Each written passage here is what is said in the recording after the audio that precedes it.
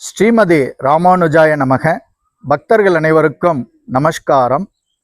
விரதங்களில் முதன்மையான விரதமாக ஏகாதேசி விரதம் கருதப்படுகிறது. ஒவ்வொரு 15 நாட்களுக்கு ஒரு முறையும் ஏகாதேசி விரதம் அனுஷ்டிக்கப்படுகிறது. அதாவது தேய்பிறை ஏகாதேசி, வளர்பிறை ஏகாதேசி.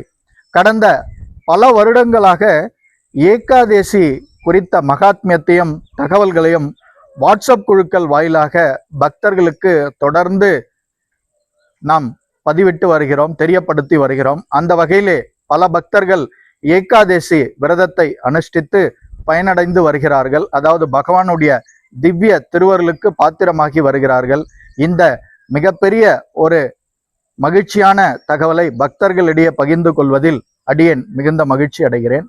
அடுத்ததாக தற்போது நிறைய திருக்கோயில்களில், வைணவ திருக்கோயில்களில் ஏகாதேசி என்று சிறப்பு தரிசனம், பகவானுடைய திவ்ய சேவைகள் ஏற்பாடு செய்யப்பட்டு வருகின்றன.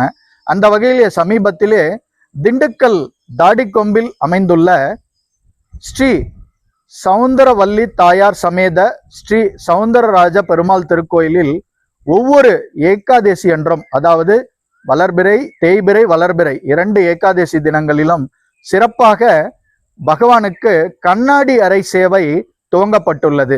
சமீபத்தில் இது குறித்த தகவல் அடியனுக்கும் கிடைக்கப்பெற்று நமது வாட்ஸ்அப் குழுக்களிலும் அது பக்தர்களுக்கு பகிரப்பட்டது. அந்த கோயிலினுடைய திருக்கோயிலினுடைய பட்டாச்சாரியார்களே இது குறித்த சிறப்பு தகவல்களையும் பகிர்ந்தார்கள்.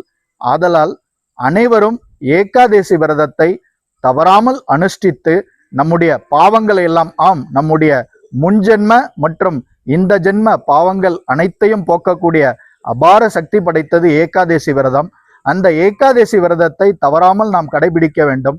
ஏகாதேசி விரதம் இருப்பதற்கு அனுகூலமாக கிரகங்களின் அமைப்பே அன்றைய தினம் விரதத்தை ஊக்குவிக்கிறது என்று அறிவியலும் கூறுகிறது. ஆதலால் வாருங்கள், ஏகாதேசி விரதத்தை கடைபிடித்து நம்முடைய உடல் நலத்தை பேணி காப்பது மட்டுமல்லாமல் பகவானுடைய திவ்ய திருவருளுக்கு பாத்திரமாகி அவருடைய திருப்பாத கமலங்களில் சரணடைந்து நாம் பிறப்பு இறப்பு என்னும் இந்த வாழ்க்கை சக்கரத்திலிருந்து விடுபடுவதற்கு வழிவகையை அமைத்துக் கொள்வோம். மிக்க நன்றி. சர்வம் கிருஷ்ணார்ப்பணம். ஜெய் ஸ்ரீராம்.